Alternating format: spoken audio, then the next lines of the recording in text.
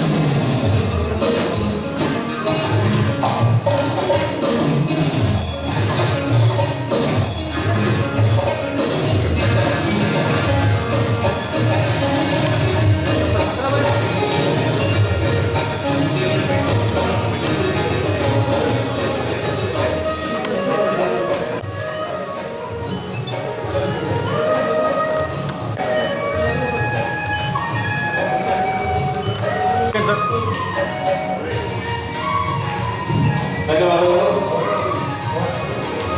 ಎಲ್ಲರಿಗೆ ಧನ್ಯವಾದಗಳು.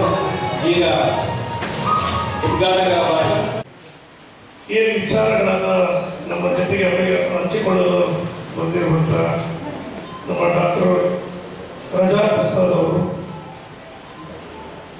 ಮತ್ತು ಇನ್ನೊಬ್ಬರು ವಿಚಾರವನ್ನು ಸಂಕೀರ್ಣಿಸುವಂಥ ತ್ರಿವಿಕ್ರಮ್ ಜೋಶಿ ಅವರು ಮತ್ತು ಹಿರಿಯರಾದಂಥ ಗೌರವ ಅಧ್ಯಕ್ಷರಾದಂಥ ಮತ್ತು ಈಗ ತಾನೇ ನಮ್ಮೆಲ್ಲರನ್ನು ಉದ್ದೇಶಿಸಿ ಮಾತನಾಡಿರುವಂಥ ಹಿರಿಯ ಹೋರಾಟಗಾರರಾದಂಥ ರಾಘವೇಂದ್ರ ಕೃಷಿ ಸಾಹೇಬರು ಮತ್ತು ಹಿರಿಯರಾದಂಥ ರೈತ ಸಂಘದ ಹೋರಾಟಗಾರರಾದಂಥ ಚಾಮರಾಜ ಪಾಟೀಲ್ ಮಾಲಿ ಪಾಟೀಲ್ ಅವರಿಗೆ ಮತ್ತು ನಮ್ಮ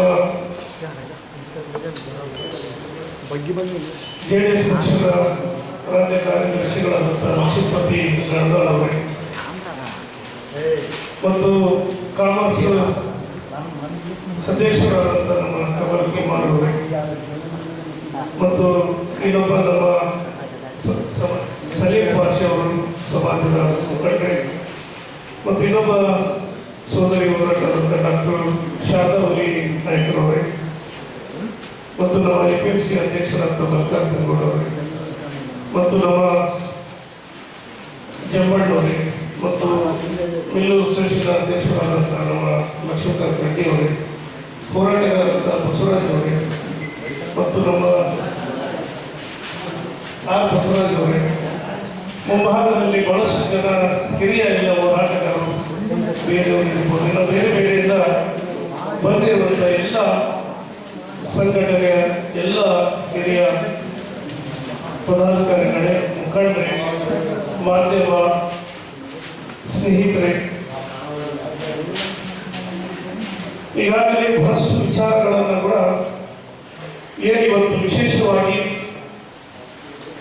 ನಮಗೆ ಆರ್ಟಿಕಲ್ 371 ಕಲಮು ಹೋರಾಟಗಳ ಸಮಾವೇಶ ದುಂಡು ಮೇಜಿನ ಸಭೆಯನ್ನ ಕಲ್ಯಾಣ ಕರ್ನಾಟಕ ವಿಕಾಸ ವೇದಿಕೆ ಸಂಸ್ಥಾನ ಸಮಾರಂಭವನ್ನ ಮೇ 24/5/2026 ಇಡೀ ಕಲ್ಯಾಣ ಕರ್ನಾಟಕ ಭಾಗದ 41 ಕ್ಷೇತ್ರದ ಶಾಸಕರುಗಳನ್ನ ಮತ್ತು ವಿಧಾನ ಪರಿಷತ್ತಿನ ಸದಸ್ಯರುಗಳನ್ನ ಮತ್ತು ಎಲ್ಲರನ್ನ ಕೂಡ ಒಟ್ಟಾಗಿ ನಮ್ಮ ರಾಯಚೂರಿನಲ್ಲಿ ಒಂದು ದುಂಡು ಮೇಜಿನ ಸಭೆಯನ್ನ ಕರೆದಿರುವಂಥದ್ದು ನಮ್ಮ ರಾಘವೇಂದ್ರ ಕೃಷಿ ಸಾಹೇಬರು ಮುಂಚೆ ನಮಗೆ ಹೇಳುವಂಥ ಸಂದರ್ಭದಲ್ಲಿ ಇದು ಬಹಳ ಉತ್ತಮವಾದಂಥ ಬೆಳವಣಿಗೆ. ಯಾಕಂದ್ರೆ ಅವಶ್ಯಕತೆ ಇದೆ.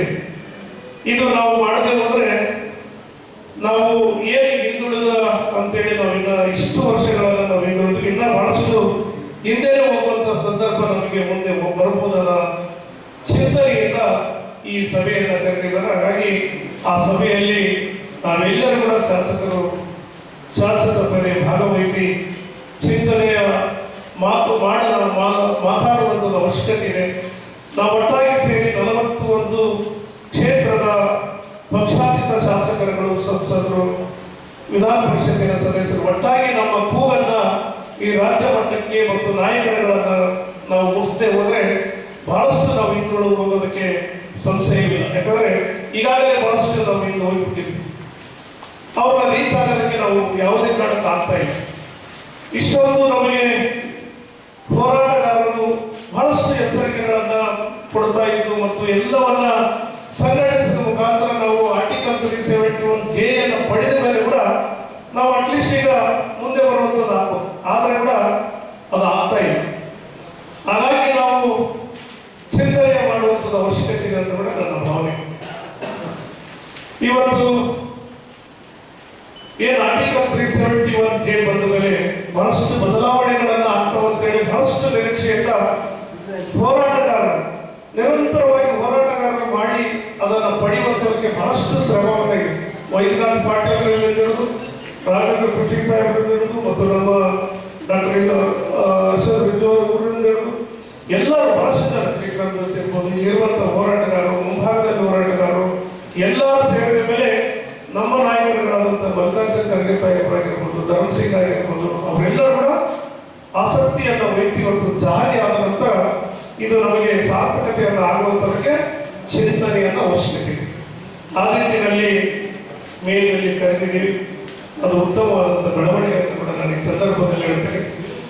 ಇವತ್ತು ಏನಾಗ್ತಾ ಇರೋ ಪರಿಸ್ಥಿತಿಗಳಂದ್ರೆ ಬಹಳಷ್ಟು ಏನು ನಮಗೆ ನಂಜುಂಡಪ್ಪ ವರದಿ ಬಂದು ಸುಮಾರು 22 ವರ್ಷಗಳಾಗಿತ್ತು. ಅದು ನಂಜುಂಡಪ್ಪ ವರದಿ ಬಂದ ನಂತರ ಪ್ರತಿ 10 ವರ್ಷಕ್ಕೆ ಒಂದು ಸಾರಿ ಅದನ್ನು ಮತ್ತೆ ಅಧ್ಯಯನವನ್ನು ಮಾಡಿ ಮತ್ತೊಂದು ಸಮಿತಿಯನ್ನು ಮಾಡಬೇಕಂತೇಳಿ ಆಗಿತ್ತು. ಆದರೆ ಸುಮಾರು 20-22 ವರ್ಷ ಆದರೂ ಕೂಡ ಅದನ್ನೇ ನಿರಂತರವಾಗಿ ಮುಂದೂಡುವಂಥ ಕೆಲಸವನ್ನಾಗಿತ್ತು. ಹಾಗಾಗಿ ಮತ್ತೆ ಒಂದು 10 ವರ್ಷ ನಾವು ಹಿಂದುಳಿದಂತೇಳಿ ನನ್ನ ಭಾವನೆ. ನಾನು ಕೂಡ ರಾಯಚೂರು ಗ್ರಾಮೀಣ ವಿಧಾನಸಭಾ ಕ್ಷೇತ್ರದ ಶಾಸಕರಾಗಿ ಹಲವಾರು ಬಾರಿ ಪ್ರಥಮವಾಗಿ ಶಾಸಕರಾದ ಮೇಲೆ ನಾವೆಲ್ಲ ಜಿಲ್ಲೆಗಳಲ್ಲಿರುವಂತಹ ಶಾಸಕರುಗಳು ಮತ್ತು ಅನುದಾನಗಳನ್ನು ನಾವು ನೋಡುವಾಗ ಯಾಕೆ ನಮಗೆ ಈ ರೀತಿ ವ್ಯತ್ಯಾಸಗಳು ಯಾಕೆ ಬರ್ತದೆ ಅಂತೇಳಿ ನಾವು ನೋಡ್ತಾ ಇದ್ದೀವಿ. ಫಸ್ಟ್ ML ಆದ ತಕ್ಷಣ ನೋಡಿದಾಗ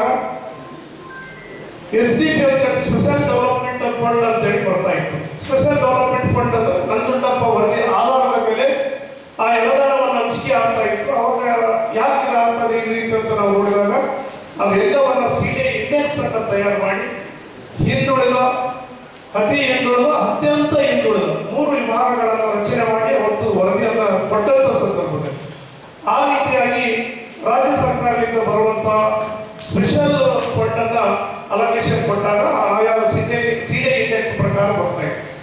ನಮ್ಮ ವಿಧಾನಸಭಾ ಕ್ಷೇತ್ರಕ್ಕೆ ಅರ್ಬನ್ ಅಂಡ್ ರೂರಲ್ 2 ವಿಧಾನಸಭಾ ಕ್ಷೇತ್ರಕ್ಕೆ ಒಂದೇ CDI ಇಂಡೆಕ್ಸ್ ಅಂದ್ರೆ ರಾಯಚೂರು ತಾಲೂಕಿನಲ್ಲಿ ಒಂದೇ CDI ಇಂಡೆಕ್ಸ್ ಅಂತ ಪರಿಗಣಿಸುವಂತ ಕೆಲಸವನ್ನು ಅದರಲ್ಲಿ ಆಗಿತ್ತು.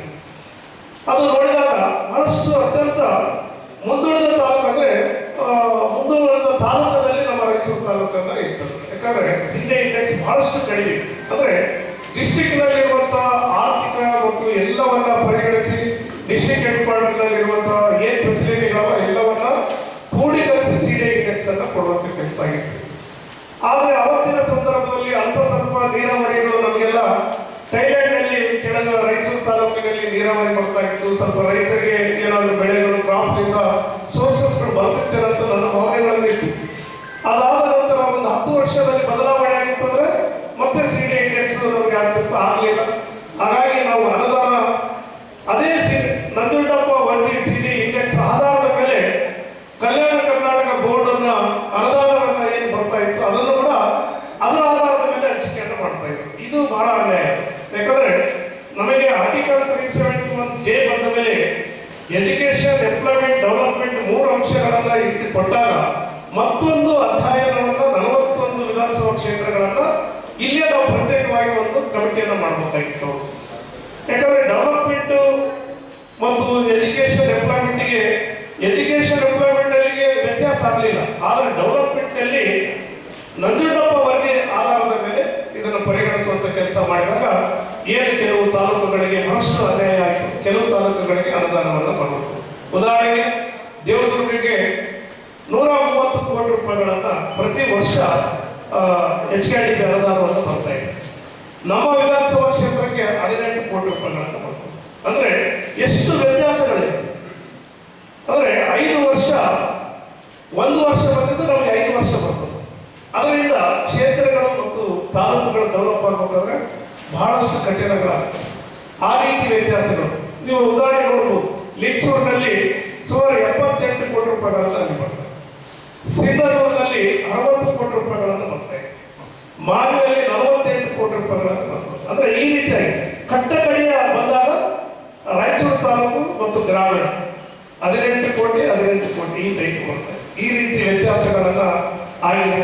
ಹಾಗಾಗಿ ನಾನು ಅವತ್ತೇ ಕೂಡ ಪ್ರಥಮ ಬಾರಿ ಶಾಸಕರಾದ ಮೇಲೆ ನಾನು ಅಸೆಂಬ್ಲಿ ವಿಧಾನಸೌಧದಲ್ಲಿ ನಾವು ನಂಜುಂಡಪ್ಪ ವರದಿ ಬಂದು 20 ವರ್ಷ ಆದರೂ ಕೂಡ ನೀವು ಅದೇ ವರದಿನ ನೀವು ಮುಂದುವರಿಸಿಕೊಂಡು ಹೋಗ್ತೀರಿ ಅಂತೇಳಿ ನಾನು ಕ್ವಶನ್ ಅನ್ನು ಹಾಕಿ ಬಹಳಷ್ಟು ಸಲ ವಿಚಾರಗಳನ್ನು ಮಾತನಾಡಿದಾಗ ಅವತ್ತು ಸುಮಾರು 5 ವರ್ಷ ನಾನು ನಿರಂತರವಾಗಿ ಮಾತಾಡ್ತಾ ಇದ್ದೆ. ಪ್ರತಿ ಅಸೆಂಬ್ಲಿ ಒಳಗಡೆ ಒಂದು ಕ್ವಶನ್ ಅನ್ನು ಹಾಕ್ತದೆ, ನಂಜುಂಡಪ್ಪ ವರದಿಯಿಂದ ನೀವು ಮತ್ತೊಂದು ಕಮಿಟಿಯನ್ನು ರಚನೆ ಮಾಡ್ರಿ, ಯಾಕೆ ಮಾಡಬಾರ್ದು ಅಂತ ಹೇಳಿದಾಗ ಲಾಸ್ಟಿಗೆ ಸಿದ್ದರಾಮಯ್ಯ ಅವರು ಮೊನ್ನೆ 2023 ಬಂದ ನಂತರ ಬೆಳಗಾವಿ ಅಧಿವೇಶನದಲ್ಲಿ ಅದನ್ನ ಇಲ್ಲ ಆಯ್ತು, ಇಲ್ಲ ಕರೆ ಸತ್ಯ ಇದೆ. ಈಗ 22 ವರ್ಷ ಆದ್ಮೇಲೆ ಬಹಳಷ್ಟು ಬದಲಾವಣೆಗಳಾಗಿರ್ತದೆ. ಇವತ್ತಿನ ಇರುವಂತಹ ಪರಿಸ್ಥಿತಿ 5 ವರ್ಷ 10 ವರ್ಷ ಬಹಳಷ್ಟು ವ್ಯಕ್ತಿಗಳ ಆರ್ಥಿಕ ಬದಲಾವಣೆಗಳಾಗ್ತವೆ ಮತ್ತು ನೀರಾವರಿ ಸೌಲಭ್ಯಗಳ ಬದಲಾವಣೆಗಳಾಗ್ತವೆ, ಬಹಳಷ್ಟು ಆಗ್ತದೆ ಅಂತ ಹೇಳಿದಾಗ ಅವತ್ತು ಬೆಳಗಾವಿ ಅಧಿವೇಶನದಲ್ಲಿ ಒಂದು ಕಮಿಟಿಯನ್ನು ರಚನೆ ಮಾಡಬೇಕು ಅಂತೇಳಿ ಅವತ್ತು ಬಿಲ್ ಅನ್ನು ತಂದರು. ಬೆಳಗಾವಿ ಅಧಿವೇಶನದಲ್ಲಿ ಬಿಲ್ ಪಾಸ್ ಆದ ನಂತರ ಗೋವಿಂದರಾವ್ ಅವರನ್ನ ಕಮಿಟಿಯ ಅಧ್ಯಕ್ಷರನ್ನಾಗಿ ಮಾಡಿ ಮತ್ತು ಉಳಿದಂತವ್ರನ್ನ ಎಲ್ಲ ಬಹಳಷ್ಟು ಜನ 4 ಜನ ಸದಸ್ಯರನ್ನಾಗಿ ಮಾಡಿದ್ರು.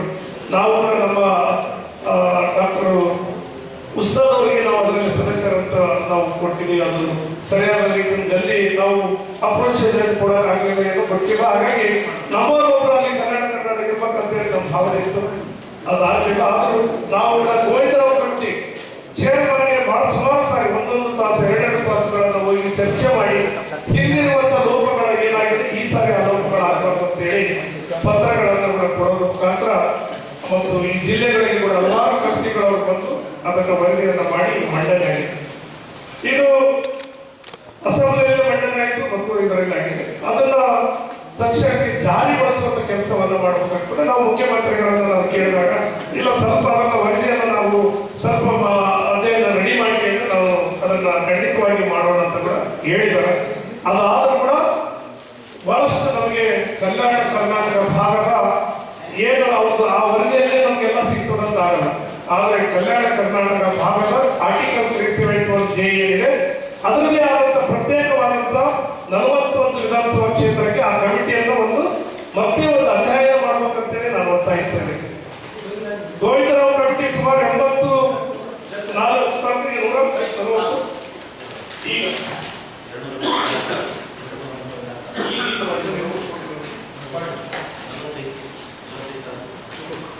ಈಗ ಹಿಂದೆ 74 ತಾಲೂಕುಗಳು ನಂಜುಂಡಪ್ಪ ವರದಿಯಲ್ಲಿ ಬ್ಯಾಕ್ವರ್ಡ್ ಏನ್ ಬಂದಿದೆ. ಈ ಸಾರಿ ಇವರು 140 ಮಾಡಿದ್ರು, 178. ನಾನು ಕೂಡ ಅದು ಯಾಕಂದ್ರೆ ವರದಿ ಬುಕ್ಗಳು ನಮಗಿನ್ನ ಯಾರು ಕೊಟ್ಟಿಲ್ಲ.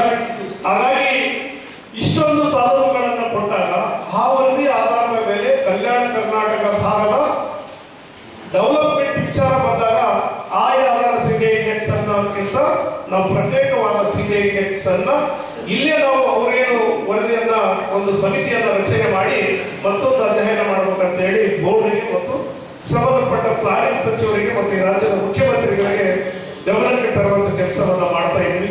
ಮತ್ತು ದುಂಡು ಮೇಲಿನ ಸಭೆಯಲ್ಲಿ ಕೂಡ ಎಲ್ಲರ ಅಭಿಪ್ರಾಯಗಳನ್ನು ಸಂಗ್ರಹಿಸಿ ಅವತ್ತೊಂದು ಪ್ರೊಸೀಡಿಂಗ್ ಅನ್ನು ಮಾಡಿ ಮತ್ತೆ ಬೋರ್ಡ್ನಲ್ಲಿ ಬಹಳಷ್ಟು ತಿದ್ದುಪಡಿಗಳು ಹಾಕಬೇಕಾಗಿದೆ. ಇಲ್ಲಿ ಏನಾಗ್ತಾ ಇದೆ, ಸೋಷಿಯಲ್ ನಾನ್ ಸೋಷಿಯಲ್ ಏನು ವರ್ಕ್ಗಳನ್ನ ಏನು ಬರ್ತಾ ಇದೆ, ಕೆಲವು ಅವಶ್ಯಕತೆ ಇರುವಂತಹ ವರ್ಕ್ಗಳನ್ನ ನಾವು ತಗೋಬೇಕಾಗ್ತಾ ಇಲ್ಲ. ಅವರೊಂದು ಸ್ಟ್ಯಾಂಡರ್ಡ್ ನಾರ್ಮ್ಸ್ಗಳನ್ನು ಕೊಟ್ಟಿದ್ದಾರೆ. ಈಗ ಅಕ್ಷರ ಆವಿಷ್ಕಾರ ಅಂತೇಳಿ ಕೊಡ್ತಾ ಇದೆ. ನಾವು ಎಲ್ಲ ಬಿಲ್ಡಿಂಗ್ಗಳನ್ನು ಕಟ್ತಾ ಇದ್ದೀವಿ. ಬಿಲ್ಡಿಂಗ್ಗಳನ್ನ ಹಳೆ ಬಿಲ್ಡಿಂಗ್ಗಳನ್ನ ರಿಪೇರಿಗೊಳಿಸಿ ನಾವು ಮಾಡೋದು ಬಹಳಷ್ಟು ಸೂಕ್ತವಾದವು ಇದಾವೆ, ಆದ್ರೆ ರಿಪೇರಿ ಬರೋದಿಲ್ಲ ಅಂತ ಇರ್ತಾರೆ. ಇಲ್ಲ ನೀವು ಹಳೆ ಬಿಲ್ಡಿಂಗ್ಗಳನ್ನು ಕೆಡೋದು, ಹೊಸ ಬಿಲ್ಡಿಂಗ್ಗಳನ್ನು ಕಟ್ಟೋದು, ಇಲ್ಲಿ ದುಡ್ಡು ಪೋಲಾಗ್ತಾ ಇದೆ. ಅದು ಬಹಳಷ್ಟು ಬದಲಾವಣೆಗಳಾಗಬೇಕು. ಆದ್ರೆ ಇಲ್ಲಿ ನಾವು ಬರೀ ಶಾಲೆ ಕೊಠಡಿಗಳನ್ನು ಕಟ್ತೇವೆ, ಶಿಕ್ಷಕರಿಲ್ಲ. ಯಾವ ಶಾಲೆಯಲ್ಲೂ ಶಿಕ್ಷಕರಿಲ್ಲ. ಸುಮಾರು 30,000 ಉದ್ಯೋಗಗಳನ್ನ ನಮಗೆ ಈ ಭಾಗದಲ್ಲಿ ಖಾಲಿ ಇಲ್ಲ. ಹಾಗಾಗಿ ನಾವು ಎಷ್ಟೇ ಡೆವಲಪ್ಮೆಂಟ್ ಶಾಲೆಗಳು ಎಷ್ಟೇ ಎತ್ತರಕ್ಕೆ ಎಷ್ಟೇ ರೂಮ್ಗಳು ಕಟ್ಟಿದ್ರೆ ನಮ್ಮ ಮಕ್ಕಳಿಗೆ ಶಿಕ್ಷಣ ಗುಣಮಟ್ಟಕ್ಕೆ ಮುಂದಕ್ಕೆ ಹೋಗೋಕ್ಕೆ ಸಾಧ್ಯ ಆಗೋದಿಲ್ಲ. ಹಾಗಾಗಿ ನಾವು ಯಾವುದು ಒತ್ತು ಕೊಡಬೇಕು ಅದಕ್ಕೆ ಒತ್ತು ಕೊಡ್ತಾ ಇಲ್ಲ ಸರ್ಕಾರ. ನಮ್ಮ ಸರ್ಕಾರಗಳು ಯಾವುದು ಒತ್ತು ಕೊಡಬಾರ್ದು ಅದನ್ನ ಮಾಡುವಂತ ಪರಿಸ್ಥಿತಿಗಳನ್ನು ಇವತ್ತು ನಿರ್ಮಾಣ ಆಗಿದೆ. ಖಂಡಿತವಾಗಿ ಇದು ಧ್ವನಿಯನ್ನು ಬೇಕಾಗಿದೆ. ಹಾಗಾಗಿ ಇಲ್ಲಿ ಸೇರಿರುವಂತ ತಾವೆಲ್ಲರೂ ಕೂಡ ಬಹಳಷ್ಟು ಹಿರಿಯ ಅನುಭವಿಗಳಿದೆ, ಬಹಳಷ್ಟು ಹೋರಾಟಗಳನ್ನು ಮಾಡಿದೆ. ನೀವು ಯಾಕಂದ್ರೆ ನಾವು ಒಬ್ಬರು ಇಬ್ಬರು ನಾವ್ಯಾಕೆ ಧ್ವನಿ ಅಂತ ಬಿಟ್ಟಿದ್ರೆ ಈ ದೇಶಕ್ಕೆ ಸ್ವಾತಂತ್ರ್ಯ ನಮಗೆ ಸಿಗ್ತಾ ಇರಲಿಲ್ಲ. ಆವತ್ತಿನ ದಿನ ಇವತ್ತು ಗಾಂಧೀಜಿಯವರು ಒಬ್ಬರೇ ಹೋರಾಟಗಳನ್ನ ಆದಮೇಲೆ ಬಾಲ ಗಂಗಾಧರ ತಿಲಕ್ ಅವರಲ್ಲಿ ಹಿಡಿದು ಎಲ್ಲರನ್ನ ಒಬ್ಬೊಬ್ಬರು ಕೂಡಿಸಿದಂತ ಆ ರೀತಿಯಾಗಿ ರಾಘವೇಂದ್ರ ಕೃಷ್ಣ ಸಾಹೇಬರಾಗಿರ್ಬೋದು, ಉಳಿದಿರುವಂತ ಏನು ಸಂಘಟನೆ ಹೋರಾಟಗಾರಿದೆ. ಖಂಡಿತವಾಗಿ ನಾವು ನಿಮ್ಮ ಮುಂದೆ ಮಾತಾಡುವಂಥದ್ದಲ್ಲ, ನಾವು ಯಾಕಂದ್ರೆ ನಿಮ್ಮಂತ ವಿಚಾರ ಇರುವಂತ ಎಲ್ಲರೂ ಕೂಡ ಸಂಘಟಕರಿಗೆ ತಾವೇನಾದ್ರೂ ಧ್ವನಿಗಳನ್ನು ಇಲ್ಲದೆ ಹೋದ್ರೆ ಇನ್ನ ಎಂತ ಅನಾಗತಿಗೆ ಹೋಗ್ತದಂತ ನನ್ನ ಭಾವನೆ ಇದೆ.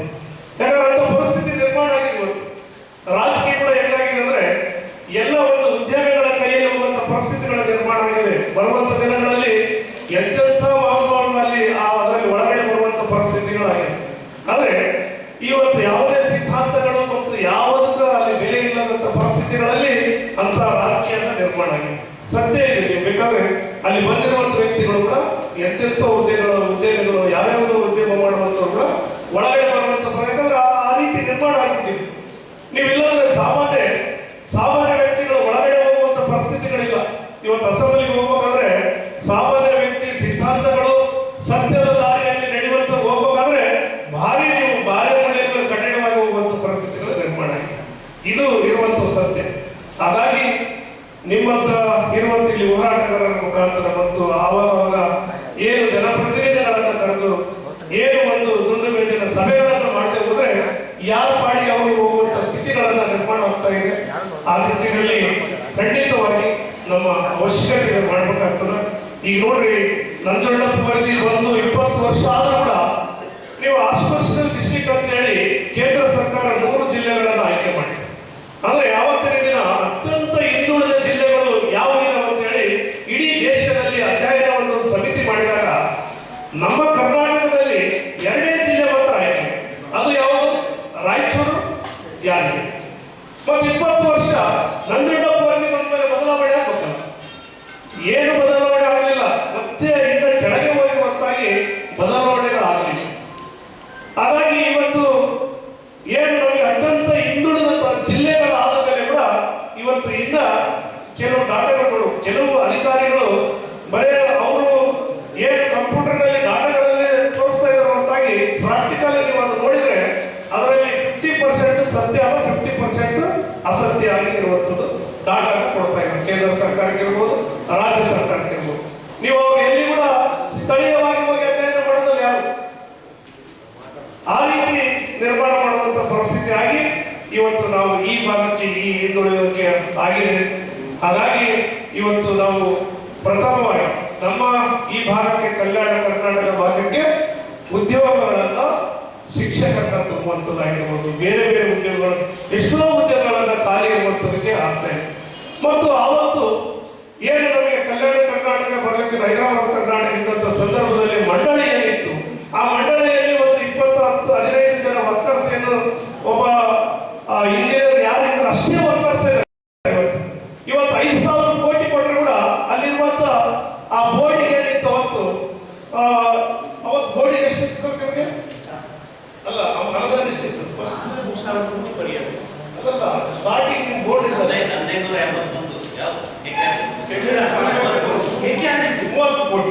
30 ಕೋಟಿ ಇದ್ದಾಗ ಇಂಪ್ಲಿಮೆಂಟೇಷನ್ ಮಾಡೋಂಥವ್ರು ಯಾರು ಅಧಿಕಾರಿಗಳಿದ್ರು ಇವತ್ತು 5,000 ಕೋಟಿ ಅವ್ರು ಮಾಡೋದಕ್ಕೆ ಸಾಧ್ಯ ಆಗ್ತದೆ. ಈಗ ಯಾವಾಗ ನಮ್ಮ ವಿಸ್ತೀರ್ಣವಾದಂತ ಮತ್ತು ಫೈನಾನ್ಸ್ ಜಾಸ್ತಿ ಆದಾಗ ಅದಕ್ಕೆ ಆದಂತ ಪ್ರತ್ಯೇಕವಾದಂತ ಸಚಿವಾಲಯ, ಪ್ರತ್ಯೇಕವಾದಂತ ಇಂಜಿನಿಯರಿಂಗ್ ಇಲಾಖೆ, ಪ್ರತ್ಯೇಕವಾದಂತ ಡಿಪಾರ್ಟ್ಮೆಂಟ್ಗಳನ್ನು ನಿರ್ಮಾಣ ಮಾಡ್ಬೇಕಂತ ಹೇಳಿ ನಾವು ಹಲವಾರು ಬಾರಿ ಹೇಳಿದ್ರೆ ಅದು ಇಲ್ಲಿವರೆಗೂ ಆಗ್ತಾ ಇದೆ. ಬಿಲ್ ಬಂತು, ಆಗ್ತಾ ಇಲ್ಲ. ಯಾಕಂದ್ರೆ ಏನು ಅನುದಾನ ಇದ್ದಾಗ ಅದ್ರ ತಕ್ಕಂತೆ ರೂಪಿಸುವಂತ ಇವತ್ತು ಸ್ಟಾಫ್ ಬೇಕಾಗ್ತದೆ ಮತ್ತು ಇಂಪ್ಲಿಮೆಂಟೇಷನ್ ಮಾಡ್ಬೇಕಾದ್ರೆ ಹಲವಾರು ಇಂಜಿನಿಯರ್ಸ್ ಬೇಕಾಗ್ತದೆ, ಅದನ್ನ ಮಾಡ್ಬೇಕಾಗ್ತದೆ. ಹಾಗಾಗಿ ಅದು ಆಗ್ತಾ ಇಲ್ಲ. ಎಲ್ಲ ಬೇರೆ ಬೇರೆ ಇಲಾಖೆಗಳಿಗೆ ನಾವು ಕೊಡ್ತಾ ಇದ್ವಿ, PWD ಕೊಡ್ತಾ ಇದ್ವಿ, ಲ್ಯಾಂಡ್, ಅವ್ರವ್ರ ಇಲಾಖೆಗಳಿಗೆ ಅವ್ರವ್ರ ಗ್ರಾಂಟ್ಗಳು ಅವ್ರವ್ರು ಮಾಡೋದಕ್ಕೆ ಆಸಕ್ತಿ ಇರ್ತದೆ. ಆದ್ರೆ ಕಲ್ಯಾಣ ಕರ್ನಾಟಕದ ಮಾಡ್ಬೇಕಂತೇಳಿ ಅವ್ರಿಗೆ ಆಸಕ್ತಿಗಳನ್ನು ಕೂಡ ಕಡಿಮೆ ಇರ್ತದೆ ಅಂತ ನನ್ನ ಭಾವನೆ. ಹಾಗಾಗಿ ಅದು ಕೂಡ ನಿರ್ಮಾಣ ಮಾಡುವಂಥದ್ದು ಅವಶ್ಯಕತೆ ಇದೆ. ಹಾಗಾಗಿ ಇವತ್ತು ಬರುವಂಥ ದಿನಗಳಲ್ಲಿ ನಿಮ್ಮೆಲ್ಲರ ಚಿಂತನೆಗಳಿಂದ, ನೀವು ಮಾಡುವಂಥ ಸಲಹೆಗಳಿಂದ ನಾವು ಏನು ಬರುವಂಥ ನಮ್ಮ ನಾಯಕರುಗಳನ್ನ, ಈ ರಾಜ್ಯ ಮಟ್ಟದ ನಾಯಕರುಗಳನ್ನ ಎಚ್ಚರಿಸುವಂಥ ಕೆಲಸವನ್ನು ನಾವು ಖಂಡಿತವಾಗಿ ಮಾಡುತ್ತೇವೆ ಅಂತ ಕೂಡ ನಾನು ಈ ಸಂದರ್ಭದಲ್ಲಿ ಹೇಳ್ತೀನಿ. ಯಾಕಂದ್ರೆ ನಮ್ಮ ಜವಾಬ್ದಾರಿ. ನಾವು ಒಬ್ಬರು ಅಲ್ಲಿ ಹೋಗಿ ನಿಂತು ಮಾತಾಡಿದ್ರೆ 3 ಲಕ್ಷ 2.5 ಲಕ್ಷ ಜನದ ಧ್ವನಿಯಾಗಿ ನಾವು ಅಲ್ಲಿ ನಿಲ್ತಾ ಇದ್ದೀವಿ. ಯಾಕಂದ್ರೆ ಅದು ನಮ್ಮಿಂದ ಆಗಲೇಬೇಕಾಗಿದೆ. ನೀವು ಇಡೀ ಜಿಲ್ಲೆಯ ಧ್ವನಿಯಾಗಿ ನಮ್ಮನ್ನ ಎಚ್ಚರಿಸುವಂಥದ್ದು ಕೆಲಸ ನೀವು ಮಾಡಿದಾಗ ನಾವು ಖಂಡಿತವಾಗಿ ಅದು ಮಾಡ್ತಾ ಇರ್ತೀವಿ. ಆದ್ರೆ ಇವತ್ತಿನ ಪರಿಸ್ಥಿತಿಗಳು, ಪಕ್ಷಗಳಲ್ಲಿ ಪರಿಸ್ಥಿತಿಗಳು ಇವೆಲ್ಲ ನೋಡಿದಾಗ ಎಲ್ಲರೂ ಕೂಡ ಒಂಥರ ಅವರವರ ಪಕ್ಷಕ್ಕೆ ಒಂಥರ ಏನ್ ಮುಜುಗರ ಆಗ್ತದ, ಅವ್ರು ಏನ್ ಅನ್ಕೊಂತಾರ, ನಮಗೇನಂತಾರ, ನಾವು ಮಾತಾಡಿದ್ರೆ ಏನಾಗ್ತೀವಿ, ನಮ್ಮನ್ನೇನ್ ಮಾಡ್ತಾರ ಅನ್ನೋ ಭಾವನೆಗಳಿಂದ ರಾಜಕಾರಣಿಗಳು ಸಹಜವಾಗಿ ಒಂದು ಮುನ್ನ ನಡೀತಾ ಇದೆ. ದಿಟ್ಟವಾಗಿ ಮಾಡುವಂತವ್ರು ಕೂಡ ಇದ್ದಾರೆ. ನಮ್ಮ BR ಪಾಟೀಲ್ ಅಂತವರು ಯಾವುದೇ ಪಾರ್ಟಿ, ನಮ್ಮವರ ಪಾರ್ಟಿಯಲ್ಲಿ ಯಾವುದೇ ಪಾರ್ಟಿಯಲ್ಲಿ ದಿಟ್ಟವಾಗಿ ಏನಿರ್ತದೋ ಸತ್ಯವನ್ನು ನೋಡ್ತಾರೆ ಅಂತ ನಾಯಕರು ಕೂಡ ಇದ್ದಾರೆ. ಅವರೆಲ್ಲ ನಮಗೆ ಪ್ರೇರಣೆಗಳು. ಅಂದ್ರೆ ಯಾರೇ ನಮ್ಮ ರಾಜ್ಯದ ನಾಯಕರು ತಪ್ಪು ಮಾಡಿದ್ರೆ, ನಮ್ಮ ಪಾರ್ಟಿಯವರು ತಪ್ಪು ಮಾಡಿದ್ರು ಕೂಡ ಆ ಧ್ವನಿ ಎತ್ತಿ ಹೇಳುವಂತ ಶಕ್ತಿಗಳು ಕೆಲವರು ಇದ್ದಾರೆ. ಅದು ಕೂಡ ಮಾದರಿಯಾದಂತ ವ್ಯಕ್ತಿಗಳಿಂದ ಅಲ್ಪ ಅಂದ್ರೆ ಸ್ವಲ್ಪ ಮಂದಿ ಮಾತ್ರ ಉಳಿದಿದ್ದಾರೆ. ಬಹಳಷ್ಟು ಜನ 100ರಲ್ಲಿ 95% ಜನ ಏನು ಮುಜುಗರ ಏನಂತ ಅಂತೇಳಿ ಭಯದಿಂದ ಇರುವಂತ ರಾಜಕಾರಣಿಗಳಾಗಿರುವ ಹೊರತಾಗಿ ಯಾರು ಕೂಡ ಧೈರ್ಯವಾಗಿ ಮಾತನಾಡುವಂತವ್ರು ಒಂದು 3-4-5% ಉಳಿದಿದ್ದಾರೆ ಅಂತ ನನ್ನ ಭಾವನೆ. ಯಾಕಂದ್ರೆ ನಾನು ಈಗ 8 ವರ್ಷ ಆಗಿ ನಾನು ನೋಡ್ತಾ ಇದ್ದೀನಿ ಆ ಸಂದರ್ಭಗಳಲ್ಲಿ CLPಗಳು ಮೀಟಿಂಗ್ ಕರೀತಾ ಇರುತ್ತೆ, ಆ ಅಸೆಂಬ್ಲಿಗಳಲ್ಲಿ ಮಾತಾಡೋಕ್ಕೆ ಒಂಥರ ನಮ್ಮಂತವ್ರು ಯಾರು ಮಾತಾಡ್ತಾರೆ ಕೂಡ ಯಾಕೆ ಅದೆಲ್ಲ ಅಂತ ಹೇಳುವಂತ ಪರಿಸ್ಥಿತಿಗಳು ನಿರ್ಮಾಣಗಳಾಗಿದೆ. ಅಂದ್ರೆ ಆ ಭಯದ ವಾತಾವರಣದಲ್ಲಿ ನಮ್ಮನ್ನು ಇಡುವಂತ ಕೆಲಸಗಳು ಆಗ್ತಾ ಇರ್ತದೆ. ಹಾಗಾಗಿ ಏನೇ ಇರಲಿ ನಮ್ಮ ಈ ಭಾಗದ ಋಣವನ್ನು ತೀರಿಸುವಂತ ಕೆಲಸವನ್ನು ನಾವು ಮಾಡಲೇಬೇಕಾಗ್ತದೆ. ಯಾಕಂದ್ರೆ ನೀವೆಲ್ಲರೂ ಹೋರಾಟಗಾರರು. ಇಷ್ಟೊಂದು ನಿಮಗೇನು ಈಗ ಯಾವುದೇ ಈಗ ತಮ್ಮೆಲ್ಲರ ಏನಿಷ್ಟು ವಯಸ್ಸುಗಳಾಗಿ ತಾವೆಲ್ಲರೂ ಕೂಡ ಜನರ ಚಿಂತನೆಗಾಗಿ, ಈ ರಾಜ್ಯದ ಚಿಂತನೆಗೆ ಮತ್ತೆ ಇದೆಲ್ಲವನ್ನ ಮಾಡುವಂತ ಶ್ರಮ ಪಡ್ತಾರಲ್ಲ, ಹೆಮ್ಮೆ ಆದ ವಿಷಯ. ನಿಮ್ಮೆಲ್ಲರಿಗೂ ಕೂಡ ನಾನು ಅಭಿನಂದನೆಗಳನ್ನು ನಾನು ಸಲ್ಲಿಸ್ತಾ ಇದ್ದೀನಿ. ಚಾಮರಾಜ್ ಪಾಟೀಲ್ ಇರ್ಬೋದು, ಎಲ್ಲರೂ ಯಾರೇ ತಪ್ಪು ಮಾಡಿದ ಧ್ವನಿಗಳನ್ನು ಎತ್ತುವಂಥದ್ದು ಐತಲ್ಲ, ಇದು ಅಪರೂಪ. ಯಾಕಂದ್ರೆ ಈಗಿನ ಪೀಳಿಗೆ, ಬರುವಂತ ಪೀಳಿಗೆಯಲ್ಲಿ ಬಹಳ ಕಷ್ಟ. ನೀವು ಬರೀ ಸೋಷಿಯಲ್ ಮೀಡಿಯಾಗಳಲ್ಲಿ ಆನ್ಸರ್ ಮಾಡ್ತಾ ಹೊರತಾಗಿ ನೀವು ಕುಂತು ಸ್ಟಡಿ ಮಾಡಿ ಚಿಂತನೆಗಳನ್ನು ಮಾಡುವಂತ ವ್ಯಕ್ತಿಗಳು ಕಡಿಮೆ ಆಗುವುದು ಅಂತ ಹೇಳಿ ನನ್ನ ಭಾವನೆ. ನೀವೇ ಈಗಿರುವಂತ ಮುಖಂಡರುಗಳು ಮತ್ತು ನಾಯಕರುಗಳು ತಾವೇನಿದ್ದೀರಿ, ತಾವಿರುವಂತ ಸಂದರ್ಭದಲ್ಲೇ ನಮಗೆ ಸಿಗುವಂತ ಈ ಭಾಗಕ್ಕೆ ಸೌಲಭ್ಯಗಳನ್ನ ಖಂಡಿತವಾಗಿ ಸಿಗಬೇಕಾದ್ರೆ ಜನಪ್ರತಿನಿಧಿಗಳ ಕೂಗು ಅವಶ್ಯಕತೆ ಇದೆ. ಇದು ದುಂಡು ಮೇಲಿನ ಸಭೆ ಕರೆದಿರಲ್ಲ, ಅದರಲ್ಲಿ ಸಂಪೂರ್ಣವಾಗಿ ಚಿಂತನೆ ಮಂಥನೆ ಆಗಬೇಕು ಮತ್ತು ಎಲ್ಲರ ಅಭಿಪ್ರಾಯಗಳನ್ನು ಸಂಗ್ರಹ ಮಾಡಿ ಮತ್ತೆ ರಾಜ್ಯ ಮಟ್ಟದಲ್ಲಿ ಒಂದು ಕೂಡ ಆ ಸಭೆಯನ್ನು ಮಾಡಿ ಈ ರಾಜ್ಯದ ಮುಖ್ಯಮಂತ್ರಿಗಳಾಗಿರ್ಬೋದು, ಉಪಮುಖ್ಯಮಂತ್ರಿಗಳು ಎಲ್ಲರೂ ಕೂಡ ನಾವು ಮಾತನಾಡುವಂತ ಕೆಲಸವನ್ನು ಮಾಡೋಣ ಅಂತ ಈ ಸಂದರ್ಭದಲ್ಲಿ ಹೇಳಿ, ಕೇಂದ್ರ ಸರ್ಕಾರ ಕೂಡ ನೋಡಿ ಕಲ್ಯಾಣ ಕರ್ನಾಟಕ ಭಾಗಕ್ಕೆ ಆರ್ಟಿಕಲ್ 371J ಕೊಟ್ಟ ಮೇಲೆ ಇವತ್ತು ನಮಗೆ ಏನಿದೆ ರಾಜ್ಯ ಸರ್ಕಾರದಿಂದ 5,000 ಕೋಟಿಗಳನ್ನು ಕೊಟ್ಟಾಗ ಕಾಂಪೋನೆಂಟ್ ಆಗಿ ಕೇಂದ್ರ ಸರ್ಕಾರ ಕೂಡ ವಿಶೇಷವಾಗಿ ಕೊಡ್ತಾ ಇಲ್ಲ. ಮತ್ತು ನಮ್ಮ ಕರ್ನಾಟಕ ಸರ್ಕಾರ ಕೂಡ 5,000 ಕೋಟಿ ಕೊಟ್ಟಿವೆ ಅಂತ ಹೇಳಿ ಎಲ್ಲವನ್ನು ಇದ್ರ ಮೇಲೆ ನಮಗೆ ಹೇಳ್ತಾರೆ. ಅವರು ಈಗ ನಮ್ಮದು ಇದು ಸ್ಪೆಷಲ್, ಈಗ ನಮಗೆ ಬೋನಸ್ ಆಗಿ ಕೊಡುವಂತ ನಾವೇನು ಹಿಂದುಳಿದೀವಿ ಅಂತ ಹೇಳಿ 5,000 ಕೋಟಿ ಕೊಟ್ಟರೆ 5,000 ಕೋಟಿ ಹೊರತುಪಡಿಸಿ ರಾಜ್ಯಕ್ಕೆ ಹಂಚಿಕೆ ಆಗುವಂತ ಎಲ್ಲ ತಾಲೂಕುಗಳಿಗೆ ಏನ್ ಕೊಡ್ತಾರೋ ಅದು ನಮಗೆ ಕೊಡ್ತಾ ಇಲ್ಲ. ಇಲ್ಲಿ ಏನಾಗ್ತದ, ನಿಮಗೆ 5,000 ಕೋಟಿ ಅದಲ್ಲ, ಅಲ್ಲೇ ನೀವು ಹಾಸ್ಪಿಟಲ್ ಹೋದ್ರೆ ಅಲ್ಲಿಗೆ ಹೋಗಿ ಹಾಸ್ಪಿಟಲ್ ತಗೋರಿ, ಹೆಲ್ತ್ ಡಿಪಾರ್ಟ್ಮೆಂಟ್ ಅಲ್ಲೇ, ಎಜುಕೇಶನ್ ಅಲ್ಲೇ, ಡೆವಲಪ್ಮೆಂಟ್ ಅಲ್ಲೇ ಎಲ್ಲವನ್ನ ಕೇಳಿದ್ರೆ ಕಲ್ಯಾಣ ಕರ್ನಾಟಕ ಭಾಗವನ್ನು ತೋರಿಸೋದು. ನೀವು ಕೊಟ್ಟಂಗೆ ಏನಾಯ್ತು, ಈಗ ಆರ್ಟಿಕಲ್ 371J ತಿದ್ದುಪಡಿ ಆದಮೇಲೆ ಸ್ಪೆಷಲ್ ಆಗಿ 5,000 ಕೋಟಿ ಬಂದ್ರೆ ನಮಗೆ ಕೊಟ್ಟಂಗೆ ಸಾರ್ಥಕ ಆಗ್ತದೆ. ಅದು ಆಗ್ತಾ ಇಲ್ಲ. ಇಲ್ಲಿ 50% ಮತ್ತೆ ನಮಗೆ ರಾಜ್ಯದ ಬರುತ್ತವ್ರು ಎಲ್ಲವನ್ನ ಇದರಾಗೆ ತೋರಿಸ್ತಾ ಇದ್ದಾರೆ. ಇದು ನಮಗೆ ಅನ್ಯಾಯ ಆಗ್ತಾ ಇದೆ. ಅದಕ್ಕೆ ಅದೆಲ್ಲವನ್ನ ನಿಲ್ಲಿಸ್ಬೇಕಾಗ್ತದೆ. ನಮಗೆ 5,000 ಕೋಟಿ ಸ್ಪೆಷಲ್ ಆಗಿ ಬರ್ಬೋದು, ಮತ್ತೆ ರಾಜ್ಯ ಸರ್ಕಾರದಿಂದ ಬರದ ಪ್ರತಿ ಜಿಲ್ಲೆಗಳಿಗೆ ಏನ್ ಸವಾಲಾಗಿ ಬರ್ತದೋ ಆ ಅನುದಾನಗಳನ್ನು ನಮಗೆ ಬರ್ಬೇಕಾಗ್ತದೆ. ಅದು ನಾವು ನಮ್ಮ ಖಂಡನೆ ಮಾಡುವಂತ ಅವಶ್ಯಕತೆ ಇದೆ. ಖಂಡಿತವಾಗಿ ನಾವೆಲ್ಲ ಶಾಸಕರು ಪಕ್ಷಾತೀತವಾಗಿ ಮಾಡುವಂತ ಈ ಸಂದರ್ಭದಲ್ಲಿ ಮಾಡ್ತೀವಿ. ಆ ನಿಟ್ಟಿನಲ್ಲಿ ಶಿಕ್ಷಣದಲ್ಲಿ ಏನು ನಮಗೆ ಶಿಕ್ಷಣದಲ್ಲಿ ಸಿಗ್ತಾ ಇದೆ ಸೀಟುಗಳು, ನಮಗೆ ಶಿಕ್ಷಣದಲ್ಲಿ ಬಹಳಷ್ಟು ಜನ MBBSಗಳಾಗಿದ್ದಾರೆ, ಇಂಜಿನಿಯರ್ಸ್ ಆಗ್ತಾ ಇದ್ದಾರೆ, ಬಹಳಷ್ಟು ಶಿಕ್ಷಣದಲ್ಲಿ ಸಿಗ್ತಾ ಇದೆ. ಉದ್ಯೋಗದಲ್ಲಿ ಆಗ್ತಾ ಇಲ್ಲ ಮತ್ತು ಡೆವಲಪ್ಮೆಂಟ್ ಅಲ್ಲಿ ಕೂಡ ನಮಗೆ ಅನ್ಯಾಯ ಆಗ್ತಾ ಇದೆ. ಅದನ್ನ ಎಲ್ಲವನ್ನ ಸರಿಪಡಿಸುವಂತ ಕೆಲಸವನ್ನ ಹಿರಿಯರು ತಾವು ಒಂದು ವೇದಿಕೆಯನ್ನು ಕಲ್ಪಿಸಿಕೊಟ್ಟಿದ್ರೆ ಖಂಡಿತವಾಗಿ ಆ ವೇದಿಕೆಯ ಸದುಪಯೋಗ ಆಗ್ಬೇಕಾಗ್ತದೆ. ಒಂದು ಸಭೆಯಲ್ಲಿ ಆಗ್ತದಿಲ್ಲ, ಬರ್ತಿಲ್ಲ, 1, 2, 3 ಆಗಿ ಎಲ್ಲರಿಗೆ ಧೈರ್ಯವನ್ನ, ಆತ್ಮಸ್ಥೈರ್ಯವನ್ನ ನಮ್ಮ ಭಾಗದ